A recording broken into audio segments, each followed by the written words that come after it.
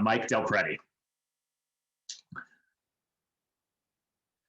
Mike. Hello. Hey, Mike. Great to see you. A quick intro for Mike. Mike is an internationally recognized expert and thought leader in real estate tech. His evidence-based analysis is widely read by global leaders, and he's a sought-after strategy and new ventures consultant. Mike actually began his career in video games. That's right, leading the 40-person startup Agora Games through an exit to Major League Gaming, an esports giant. He then pivoted to becoming a corporate strategist, working with New Zealand's largest marketplace and classifieds website, TradeMe, before transitioning into real estate tech. Mike has traveled the world working with leading property portals and real estate tech businesses, gathering firsthand knowledge and insights on industry trends and themes.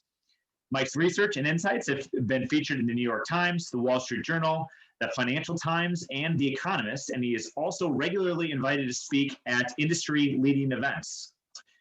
Mike has multiple degrees from Rensselaer Polytechnic Institute, aka RPI, including a master's in human-computer interaction, and he's currently based in New Zealand, where he continues advising global companies, mentoring entrepreneurs, and serving as a scholar in residence remotely in the real estate program at the University of Colorado Boulder. So Mike, thanks for joining us today. And by the way, I think this is the first time that we've had a keynote join us from the future. So it is actually Tuesday morning where you are in New Zealand, is that right? Yeah, that's right, Tuesday morning. So it's the future. Hopefully your weather in Wisconsin is better than it is here. It's a pretty cloudy, rainy, windy day here in Wellington. But yeah, good morning, good afternoon, everyone. Nice to be here. Thanks for having me, Andy. Yeah, so Mike, let's dive right in. First, tell us a little bit more about you. So where did you grow up? What led you to starting a video game company? I mean, this is not something you hear from a lot of people. Yeah, I grew up in New York State. I was born and raised in Syracuse, and I grew up just kind of outside of Syracuse in a little town called Baldwinsville. So I'm used to the long and never-ending upstate New York winters, kind of 5-6 months of just lots of snow, and it's kind of graying and calcifying on the side of the road. And then, as you mentioned, I went to school over in Troy, which is Rensselaer Polytech. That was good. I think like a lot of entrepreneurial stories, I was just at the right place at the right time. I never woke up and said, oh, this is what I want to do with my life or my career. I got kind of, my parents were entrepreneurs. My father was a university professor. So I've kind of come full circle because I also teach at university now. And my mom and my stepdad were entrepreneurs in the environmental and civil engineering space. So I grew up around that. And yeah, I was just kind of in the circle of entrepreneurship at college, and thought, oh, I want to get involved there. And kind of one thing led to another, bumped into the right people, started doing something. Then totally unexpectedly, we made a huge shift, a huge pivot. It's just kind of following opportunities, right? Getting yourself out there, letting serendipity happen, looking for opportunities, and not just sitting in your basement and thinking, oh, this is what people want. Oh, maybe this is what they want, but just kind of being out there and seeing what the opportunities are and being able to follow those. And so for me, that led into a company in the video game space, tracking in a lot of data when people go online. And never would have planned it out beforehand, but it just happened to be in the right place at the right time. There's something to be said about chasing after opportunities, big time, Mike. And by the way, I have to ask, are you teaching this semester? How's it going? Yeah, so I started teaching, about 2 or 3 years ago at the University of Colorado Boulder. And yes, so it's all online. The shift went online. How is it going? It's a lot like this. It's really hard. I mean, I'm sitting in my office talking to my laptop, and you don't have the energy of being in front of an audience, being in front of students, being able to see people's face. And, does that make sense? Do you have a question? What do you think of that? So it's really difficult, as I'm sure, you can appreciate, right? And I'm really looking forward to getting back in the classroom. So we're in New Zealand now. The idea, that we pitched to our kids was kind of 12, 18 months overseas. We used to live here. So it's kind of, we're dual residents, and, looking forward to heading back to Colorado, maybe later this year. We'll just have to see, but it'll be good to be back in the classroom. Yeah, absolutely. And I personally am teaching our real estate modeling class at Marquette, so I can relate to what it's like to have a bunch of students on a screen and not be able to have that interaction. But we're all really excited about where the case numbers are going. So hopefully, in addition to you being able to easily travel back here, we'll have some in-person classes next year. So hey, Yeah. let's start to talk about this. Why did you decide to start diving into the world of real estate technology and portals? Like, what's the story there? Yeah, no, great question. So when I lived in New Zealand, before I was working at, the top real estate classified and the top classified of the country. And one of the businesses we owned was a real estate portal. So that's like the Zillow of New Zealand. And this was a large multi-billion-dollar company. So it's a small country, but it wasn't a small business. It was a big business. And I headed up strategy and I was on the exec team there. And, that was my first foray into online real estate and how things worked. And when I ended that stint and moved back to the States, I had this question in my mind, which was, what are some new models that are going to change the way people buy and sell houses? That was just interesting to me. And it was interesting because it was hard. We had other lines of business like automotive or jobs or just buying general items. And the path forward seemed relatively clear with how that was going to happen. But with real estate, no idea. Like, why are people still using real estate agents? Why, if you can do all the work on your own, can't I just buy a home on my app? So that's what I wanted to do. So I set out, I say I traveled around the world, and I did travel quite a bit, between Poland and Indonesia and Portugal and the US and being here in New Zealand. I kind of, my work took me around and I started diving into that, what's going on? What are some new models? And so, yeah, I guess to answer the first part of your question, why did I do that? Because I thought it was really interesting. It was a challenging problem, a tough question without an easy answer. And there was a lot of data behind it. So I like critical thinking, I like critical analysis, and I'm a numbers guy. So I could find numbers. And it wasn't about who was raising money or who was issuing a press release. It was like, what's actually getting traction? What are consumers using and why? And then, the second part, kind of just to finish the story of like what I found, I mean, after going full circle, I've learned a lot about the space, right? I mean, it's real estate. People don't want to outsource that decision to technology. They want to use experts. They want someone to hold their hand through the process. So it's been interesting kind of doing that pattern matching and connecting the dots to seeing what's working, what's not working, and why. Just that human versus like computer, that interface that you even studied in college, but the interaction, the collision between the two is obviously, on the leading edge of what we're going through as an industry. So it seemed like you picked the perfect thing at the perfect time, Mike.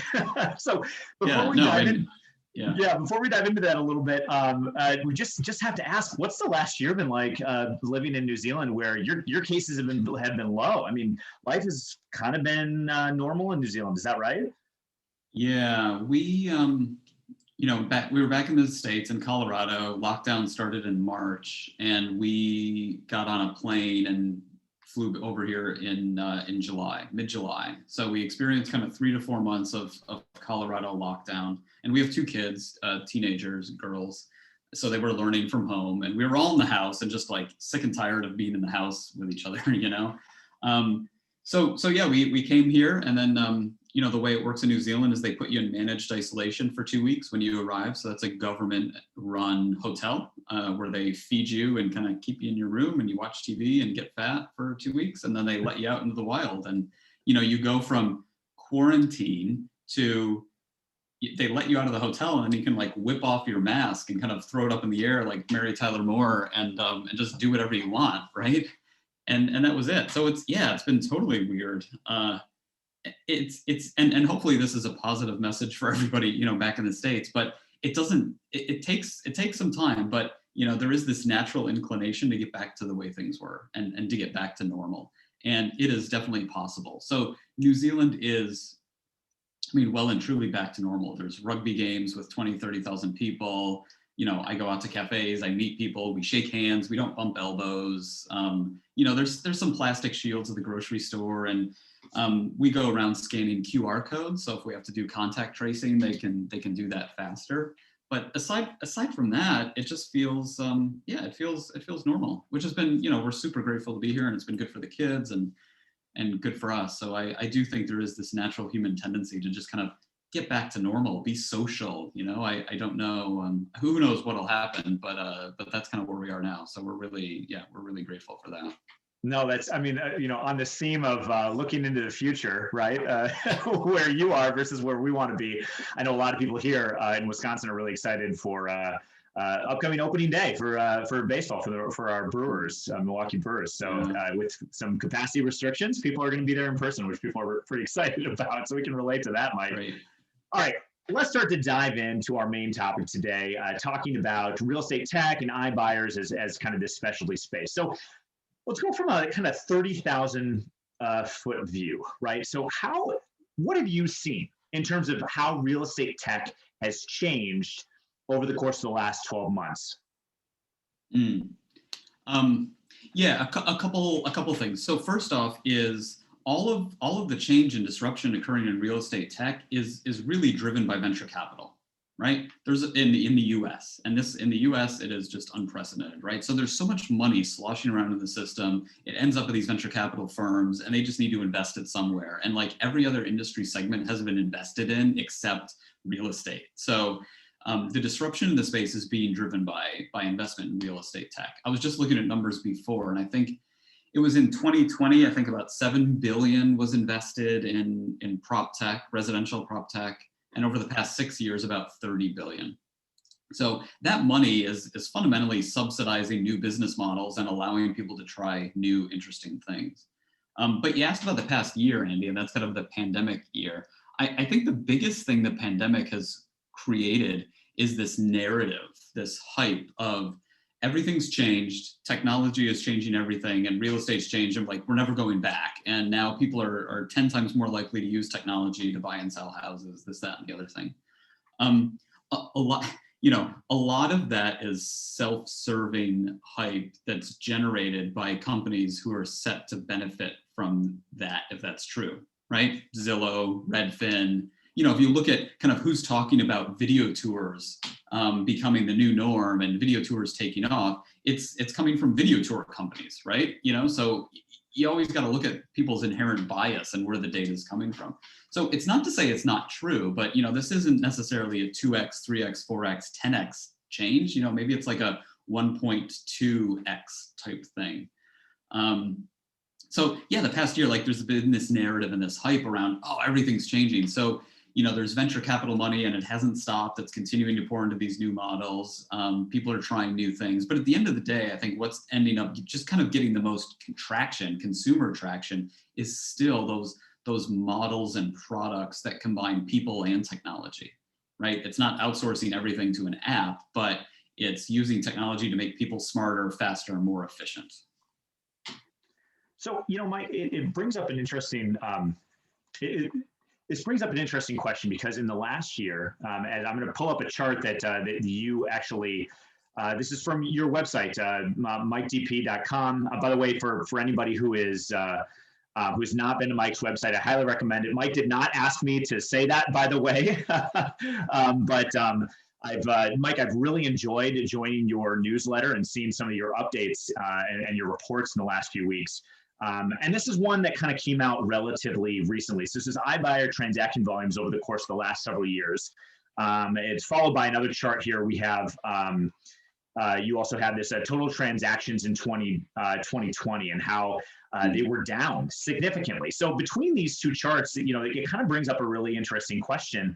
Why have these transaction volumes been so down in 2020 when we saw such huge demand in housing in the last year? And maybe one could assume demand for frictionless housing, where maybe you did for at least a short amount of time pull that human element out, because if I wanted a house but I didn't want the human element because of COVID, I might be able to do that. That's not what we're seeing here. What's the story there? Yeah, I'll start out with the short answer. The short answer is the value proposition to consumers for an instant offer right now in a high demand, low supply market is low, right? So if you want to sell your home, yeah, that's the short answer. So I'll provide some background here. So to go way back, iBuyers, these companies that offer instant offers, right? They offer to buy somebody's house with a click of a button. So you replace the hassle of listing your home, right? What is it worth? What agent do I use? How long is it going to be for sale? 2 weeks, 2 months, 2 years? I got to fix up that, paint that, tighten that. I got to get the kids out of the house and keep it clean and get rid of the dog smell from my open homes, right? All the quote unquote hassle of listing, you replace that by just entering your address. You get an offer from one of these companies like Opendoor or Zillow. They buy your home like that, right? They give you a number. And before you think, oh, it's a lowball offer, it's not. Like, I've done the research into this. They're offering kind of like 98.5% of fair market value. And that's based on all the data. All right. So there's a small discount to value, and the consumers pay a service fee for this. So typically it's kind of around 6%. I mean, it could be 7 or 8, or it could be 5, but it's about analogous to using a real estate agent, maybe a couple percentage points more because you're paying for the convenience of liquidity, right? So that's iBuyers. And if you remember, like, that question in my mind 5 years ago, what are some new models that are going to change the way people buy and sell houses? Well, shoot, this is it. Like, iBuying is the best example of that. Not the best in terms of it's going to work or it's going to win, but just the best. And it's a crazy new model, and billions have been invested in it. So, the big iBuyers are Opendoor, which just went public, and Zillow just started buying, and you got Redfin and OfferPad in that space. They've been, Opendoor has been doing this for kind of 4 or 5 years, Zillow since 2018. And, they've been growing. And actually, so go back a slide, you see they've been kind of doubling year over year in terms of the transaction volume. So that's kind of, up to 60,000 transactions in 2019, doubling. So that's a lot. I pay attention to anything that doubles. It denotes some degree of success or product market fit. But then, it dropped in half in 2020, the year of the pandemic. So to end where I started, I think the reason for that is that if you're a homeowner and you want to sell your home, the value of getting an instant offer is at an all-time low, right? So because there's so much buyer demand and supply is so constrained, if you want to sell your home, why wouldn't you just put it on the market? It's going to sell in a matter of days, not months. And you might get multiple offers, right? You're going to get top dollar, multiple bidders. That's more appealing to people right now than the convenience of not having, getting rid of the dog smell or having to fix that up. Like, there's so much demand. People don't care, right? They're buying some houses sight unseen. They're outbidding each other for fixer-uppers. So that's kind of why the demand is so low. I mean, the U.S. real estate market didn't get cut in half last year, right? It was up like, I think, 5.5%.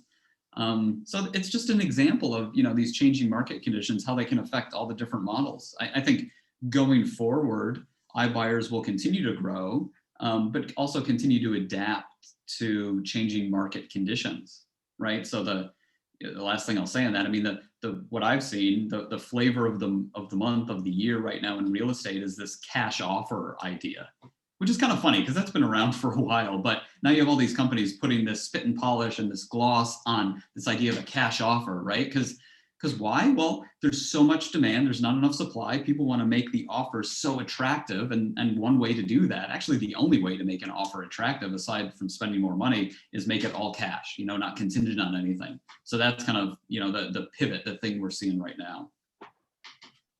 So, 2 years ago, we know you spoke at the Inman Connect conference in Las Vegas, thousands of people. Some of these buyers, they back then, you were kind of saying that nobody's really making a lot of money yet. They have a lot of cash and they're doing really interesting things, as you noted, but that wasn't necessarily resulting in bottom line success for these companies. So where are we now? A couple of years later. Are they on the path toward profitability, or is it going to be a while? Is it going to take maybe a slowdown in the market for people to say this is more attractive, kind of like you were alluding to before? Yeah, they're all super profitable and great successes. No, just kidding. They're all losing lots of money. I mean, profitability is passé, So God, I don't even know so the numbers, like, iBuyers are losing a lot of money. Opendoor lost. So basically, Opendoor and Zillow, they each lost about $300 million each in 2020, and they each lost about $300 million each in 2019. So that's about $1.2 billion lost over the past 2 years. I say profitability is passé because it kind of doesn't matter, right? You know, Zillow has been a public company. Zillow and Redfin have been public companies for 10, 15 years now. They've never made money. They've never made money. And it, you know, doesn't matter. Like, investors don't really care, right? The reason they're supporting them is because they believe in the future. They believe in this future vision where they will make money and they will achieve profitability. So, you know, the same can be said for Opendoor and these iBuyers. As I mentioned, there's so much money, there's so much venture capital, hedge funds, pension funds, everybody, they got all this capital. They're willing to kind of sustain these businesses. So I don't see that changing or mattering anytime soon. I think the companies will keep going out there and losing money.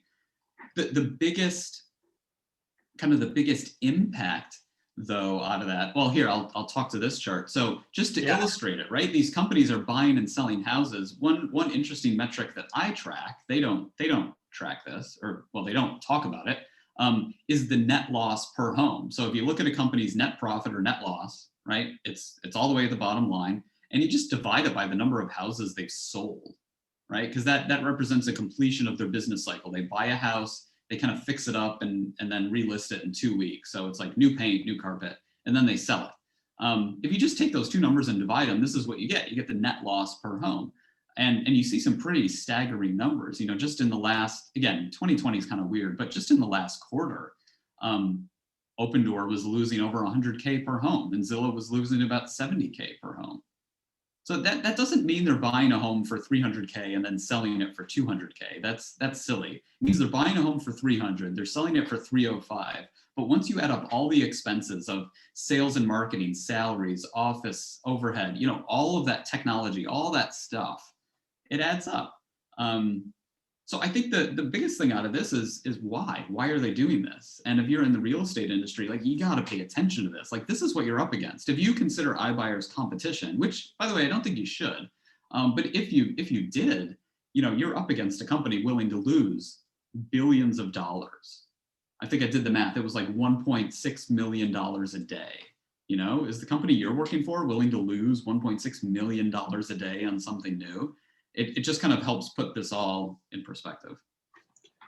So, Mike, another angle, though, can we talk about data a little bit? Because we know that some of these companies are getting more access to data, joining the MLS in certain areas. You know, this has actually made the news in the last several weeks, since I believe it was Zillow that decided to open a brokerage in Arizona and I think Atlanta. They were starting to get more of that information. Does it seems like who has the data has a lot of influence and control in the marketplace. I'm kind of curious, is the data angle of these companies, is that going to shift to the, you know, those of our audience who are day-to-day realtors and impact them? I don't know. I don't think so. I remember this when I worked at the real estate portal down here in New Zealand. Like, data and big data was always like this red herring. It was always this thing you talked about, but when it came down to its actual utility for consumers, it was always really hard. It was hard and it was relatively small. And I think a lot of that has to do with the fact that it's real estate. So I don't know what the psychological principle is, or even if there is one defined yet, but real estate is so expensive, right? It's so expensive and it's such a big decision. People are going to spend so much money and you know, loss aversion kicks in. There's the downside of making a mistake, and it's your family and school districts, right? It's such a big deal. It's not like buying a toothbrush. So it's such a big deal. Consumers are willing to like deal with pain and put up work and look at multiple websites. Like, they're willing to do a lot. Because, you know, FOMO, fear of missing out. They want to make sure they're not missing anything. So they're willing to do that work. And that's just a fundamental truth of the real estate space. And I don't think that'll change. You know, I think people want to do the work. They want to feel assured about the business. So, you know, there are companies aggregating data and using data. And, I don't know. I feel kind of good that Zillow and Opendoor are aggregating that data, because at the end of the day, and I mentioned this in one of my updates, like those businesses are still pro-consumer. They're trying to pass on savings to consumers. They're launching mortgage businesses and title businesses and buying people's houses and selling houses. And if you use more of their services, you can save more money as a consumer, thousands of dollars. Like, I don't feel like I'm getting ripped off. And I feel like, it's in Zillow's DNA to kind of turn the lights on and increase transparency. That's where Zillow originated from. They want all the listings. They want consumers to be empowered to see all the listings. So as a consumer, I feel pretty good about that. That's the direction they're going. If I'm a real estate agent or a brokerage, maybe I hate Zillow because they've taken my stuff. I mean, what's done is done. Like, they have done that, and they have this unassailable position where tons of consumers go there. I mean, it is what it is. We can't change it. We can't undo it. I don't think they're out there trying to put agents out of business or using data to do that. But they just have a particular way of doing things, and they want to keep going down that path. And, Realtor.com has a different way of doing things, and they're going down that path. And Redfin, yet another different way. But the market is so big. There's plenty of room for everybody to play. And at the end of the day, I think what's not going to change over the next 10 years is that people will want an expert to guide them through the process. There's more options. There's more ways to buy and sell houses. I really I don't trust myself to figure it all out. I'm going to hire somebody, in town who knows this, who knows the community, and they're going to walk me through those options. I just don't see that changing. It's good to hear that your belief in the local market expertise is still really prevalent. Quick before we move on to like a even lower level here in Wisconsin, let's just quick touch on Compass. This is a big deal as Compass is filing for an IPO. We've got another chart here that just kind of shows their financials. Same story. They've not necessarily been making any money themselves. Can you just tell us a little bit more about Compass? And speaking of pro-consumer or not, tell us more about them and what people maybe should be paying attention to with Compass. Yeah, Compass, big kind of high-end luxury real estate brokerage. It's real simple. So they've raised a lot of money. I don't know how, but they've raised $1.5 billion in venture capital over the past couple of years.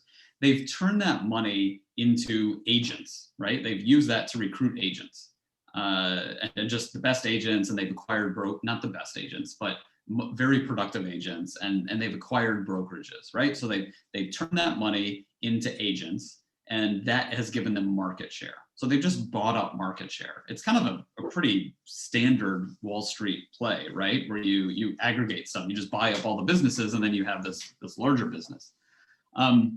And yeah, that's kind of where they are. There's a narrative of it's a tech company or it's a tech-enabled brokerage, and they have made tech acquisitions. They've hired a lot of software engineers. They are building technology, but I've yet to see that materially impact the efficiency of the business, right? It's more of think of it more of a recruiting and retention tool for agents. If you're a real estate agent, you want to work at the company with the best technology, right? So it's been effective there, but no real material impact on the overall operational efficiency of the business. And yeah, I mean that, what we're looking at here are financials, like they're massively unprofitable. They've lost hundreds of millions of dollars over each year over the past couple of years. And the point I was trying to make in this slide or illustrating is, yes, they're losing money. Everybody knows that, but just the slope of the lines for this model to become profitable. The blue line needs to intersect the pink line and actually needs to be above it.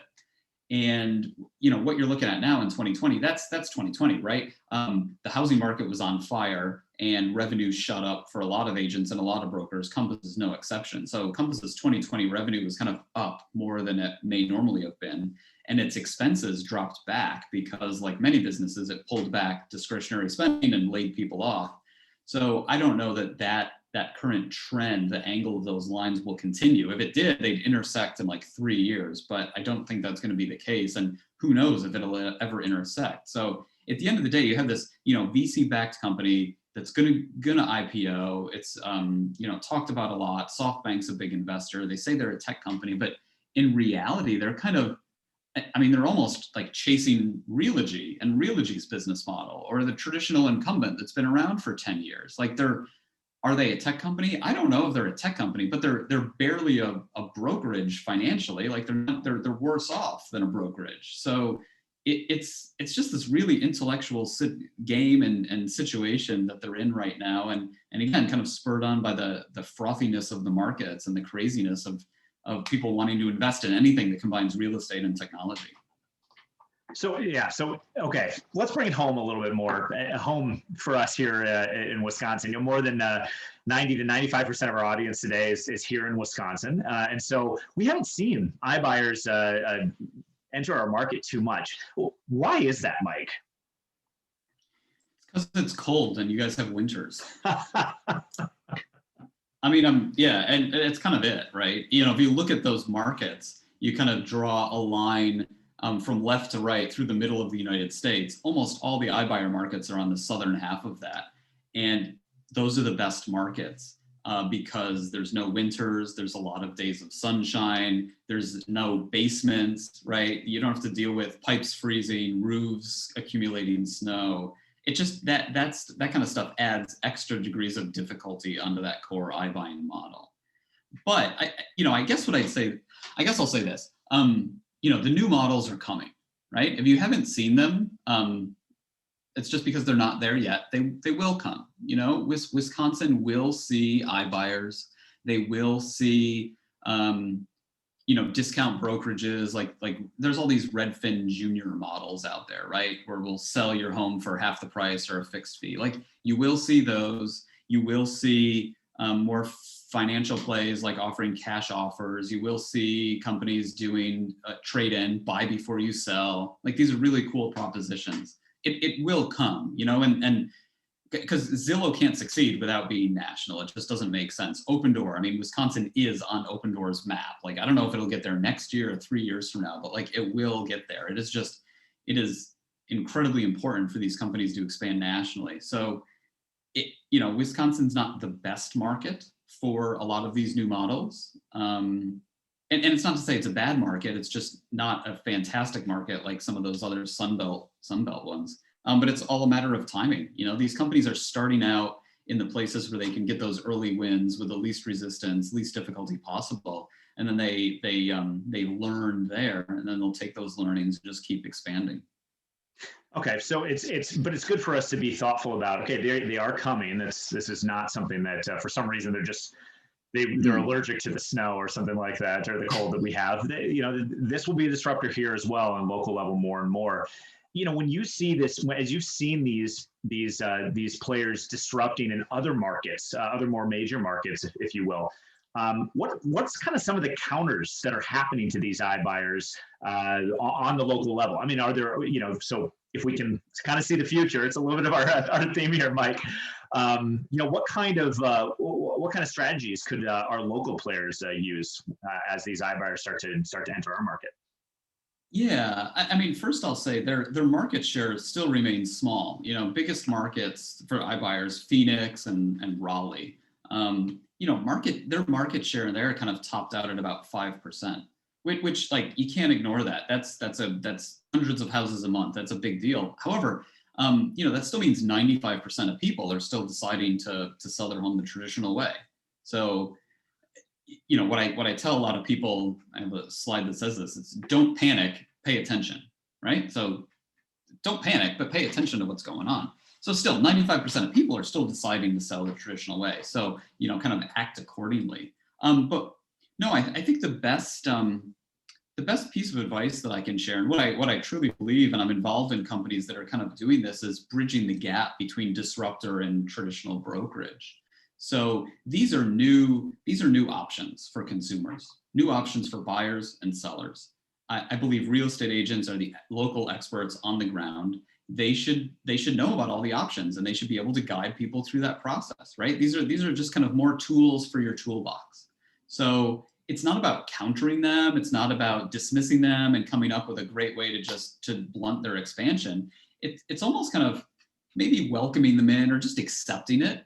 And then, but pivoting off that and saying, yeah, there's all these options. I'm gonna, when you're ready, I will sit down with you in person. I know this community like nobody else. I'm gonna help you run through all those options. We'll do it together. I'll get you multiple offers for your home. I'll get you these other offers. I'll compare it against what I think a traditional sale. You still make money, you still get compensated from that. But I think that's the best way. That's what I see a lot of smart agents do, is kind of taking these models and just making them their own, right? Like, own them. New ideas are not the exclusive domain of disruptors. Like, you can have new ideas too. Like, you can do this as well. And you said it at the beginning, it's these new opportunities, actually, the more we can embrace them, the more that maybe we can jump on those as well. And what I love is this idea that human interaction is still so critically important. We're a state with a lot of friendly people, Mike, and a lot of people that are really good at treating their customers really well. So it's nice to kind of hear you say leverage it and go in it. I like that a lot. Say we're going to take a one or two questions from our audience, but I have one more kind of wrap up question for you here. Jeff Bezos once said that a lot of people asked him, what's going to change in the next 10 years? But that he said that the better question was actually, and the one that he said you could actually build business models on, are what's not going to change in the next 10 years?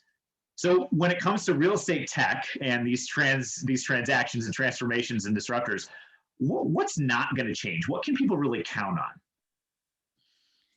Yeah, I'll say two things. One, I've already said a little bit, but I'll clarify. It's that